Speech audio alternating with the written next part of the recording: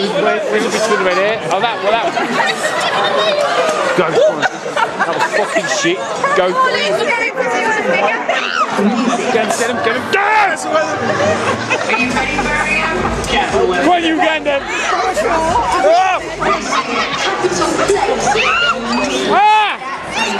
Nobody can speak like Uganda! Oh, shit! Oh, fucking dead shot!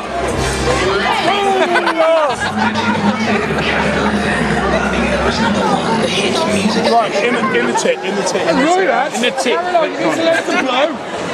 Oh, you must have a pad. No, I hit her. Oh, you hit her? Wait, oh, crap!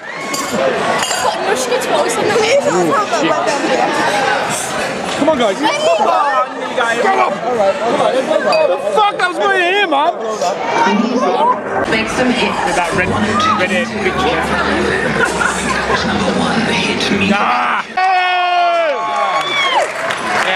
As you know, ladies and gentlemen, every year we support a charity. Yeah, whatever. This year, £40, I ain't giving you a fucking more. £40 for this fucking gig.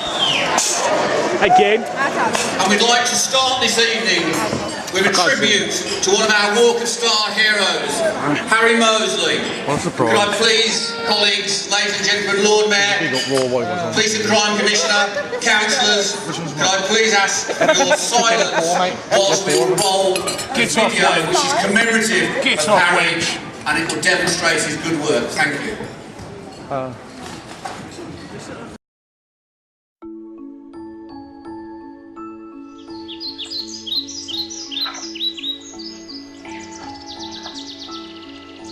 I really hope you enjoy my presentation. It might be a bit wobbly because Mom's holding it. So, here we go. Hello, I'm Harry and this is my story. I am 11 years old. I live in Sheldon and go to Blakenhall Junior School. Harry was just a really confident, funny little boy. Your average 6-year-old at the time. Very mischievous, looked up to his brother, very close, and just a joy to be around like every 6-year-old is. In 2007, I found out that I had a brain tumour called a pilocytic in my hypothalamus. My mum explained to me that it was cancer. I just didn't know what to do. Our lives were just thrown up into the air, but you just have to keep as much normality as you can and just get on with it. I went to the QE hospital every day for 6 weeks. During this time, I had to have a mask made of my head.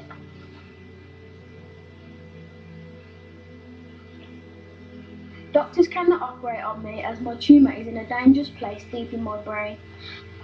I'm Dr. Andrew Peat. I'm an oncologist, paediatric oncologist at Birmingham Children's Hospital. I met Harry by being his consultant oncologist.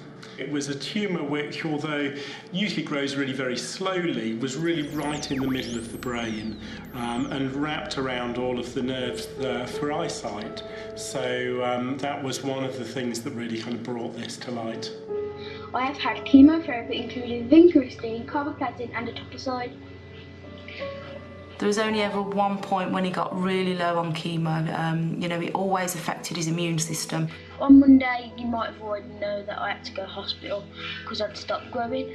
I didn't feel that, I felt really ill on that day. He ended up staying in hospital lots because his body became what they call neutropenic, which means you have no immune system. And every time you have a temperature over 37.5 degrees, you have to be rushed to hospital. I met Robert when I was having my radiotherapy. Me and Robert started the same time and finished on the same time. Harry would say to Robert, have you kept the bed warm for me, Robert, today? And that's really how they got chatting. I'm Trina Harley. I'm the wife of Robert Harley, who was Harry's special friend. His grasp of business and his entrepreneurial spirit really sort of impressed Robert, as well as his ability to be so positive, when having to put up with what he had to go through. He really had to try and do something to find a cure for brain tumours so that nobody else would have to suffer, like indeed he or Robert. About a year later, Robert Robert was ill. So I said to Mum, I want to go and visit him.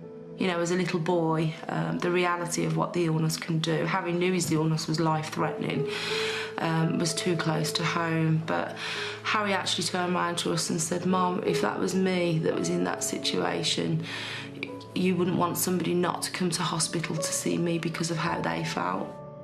When we had to go, I made sure I gave Robert a kiss on the cheek, and he managed to say that was nice. So that really warmed my heart, but I still didn't like it that Robert was ill. We literally got home and he said, Mum, I've got to do something to get Robert better. I decided that something needed to be done, so I decided to make bracelets. I thought it would just be around the family, but it got absolutely massive. On Friday, I had a local launch for my campaign. My Twitter friends, Ben Shepherd and Wincy Willis were there. Tom Ross was there. Oliver Phelps and James Phelps was there. Michael Johnson and Ian Taylor, old footballers, still well known. And also Gary Lineker was, which I was really pleased he could make it. And then we went to Darlington, doing a presentation to 3 schools. On Monday, going to the Wentworth to meet all the famous golfers. Even met Bruce Forsyth. Nice to see you, nice. On Tuesday, I done my speech to the 500 people. Great turnout because I got more people aware of my campaign. Got a standing ovation at the end. Mum was blarting once again. Harry went literally all over the place. He'd do events at Asda and he'd see old people and some of his regulars that for updates. He'd go into a lot of schools and talk to all the kids, and he loved nothing more than sitting with the kids after an assembly and telling his story and all about him, all about Robert, why he started and what his school's initiative was all about. I don't think he could ever get, you know, what he was doing was so special, because to him it was just his little campaign and it was his baby. You've helped me raise £1,100 just by buying my bracelets, which is brilliant, trust me. Sadly, 4 weeks into my campaign, my special friend died. This makes me very sad that I could not help him, the reason and inspiration of why I started my campaign. Someone nominated me for Britain's Kindest Kid. I didn't think I'd get through, but I got through to the final 5. We went to Downing Street and met Gordon Brown. And then one day, it was the day when you got told who was it. I didn't have a call, so I didn't think it was me. And during assembly at school, they burst through the door and told me I'd won. I just was speechless. I'm really glad, and I'm gobsmacked.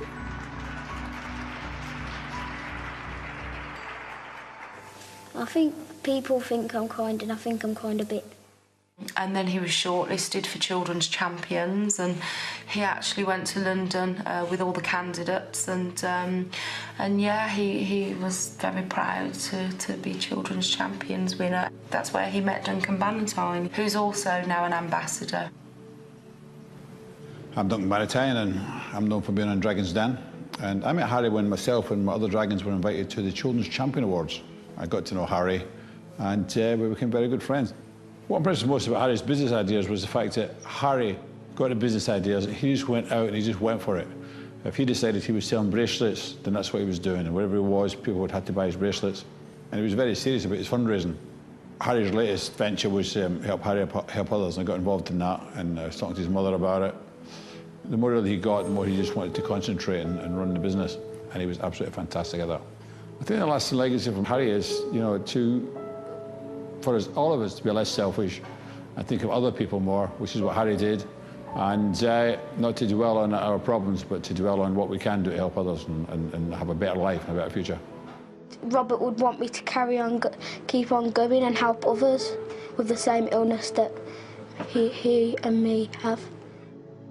He went on to win endless awards, but it wasn't about the awards for Harry, and very much, you know, if it was ever something he won and it involved money, like his Harley house, you know, he invested his money in that. Just let you know about health-wise, been still having my headaches, but let's just forget about that, because I don't like tweeting it because I don't want you to feel sorry for me, because me on Twitter it's about me being positive, so that's gone, let's forget that. He always got headaches, but he was getting worse. Headaches were getting, you know, a bit worse. So, and we wasn't sure whether it was the weather at the time, and we checked it out with the hospital. And on 2 or 3 occasions, we took Harry within a period of about a week or so, rushed him into hospital, kept him on overnight, but there was no obvious signs, so he was discharged. His final trip, we went to Virgin Media in London, and he'd done his amazing speech and got on great with everybody at Virgin. And then we got home, and you know, we got in touch with the hospital again. I've not been feeling myself the last couple of days as I went in hospital on Monday, but that's over with now, so let's forget that. We found out that Harry had got hydrocephalus, which is a build-up of fluid in the brain. What we didn't know at the time, that the build-up of fluid was caused because Harry's tumour had grown and blocked off the passageway that the fluid should drain down. So in actual fact, it gave him a little bit of hope because they could actually access the tumour via the ventricles. I'm feeling quite tired this week, as it's been a really busy one. The only hope we had was to go through with the surgery, because if not, Harry would have his tumour would have kept growing and growing, and we would have lost Harry. It's just so hard to grasp that during that operation, that was really when we lost Harry.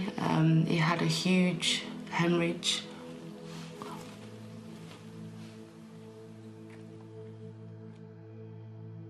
I promised Harry faithfully that we would get him home, and they arranged for Harry to come home on the Friday, and they removed his ventilator at home.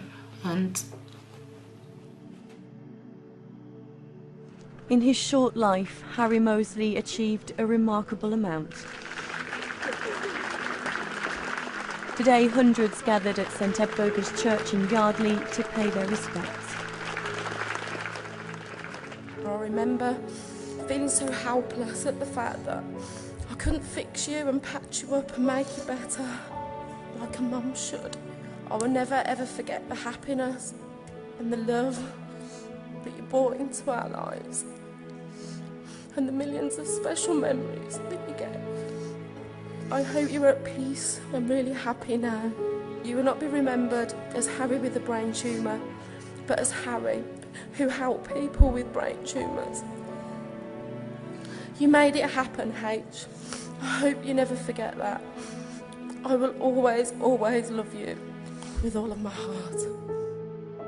The most inspirational person that has helped me through my campaign has got to be my mum. She is absolutely fantastic. You couldn't ask for a better person in my life. And after Harry passed away, I just thought, that's it, you know, it's obviously all over. You know, our journey of hope and everything has ended. And it was literally from the response from children that had been inspired by Harry and the public that I just snapped one morning and thought, why shouldn't Harry's work, you know, continue? I'd hope that I'd just inspire them to do more for charity, even if it's for different causes and stuff. It just means a lot to the people who are suffering with that type of cancer. Now we have become an established charity as Help Harry, Help Others. All of this will be going to, obviously, Harry's Help Harry headquarters, a shop which we will hopefully inspire kids like Harry always wanted to. Thanks for listening to my presentation. I really hope you can help Harry help others. Your support is very important to people like me who live in the hope that one day there will be a cure for brain tumours. I'm sadly too late to help Robert, but it is so important to me that you can still help others. I really do hope you enjoyed my presentation, and I want to leave you with a massive mwah. Love you guys, and enjoy your day. Bye!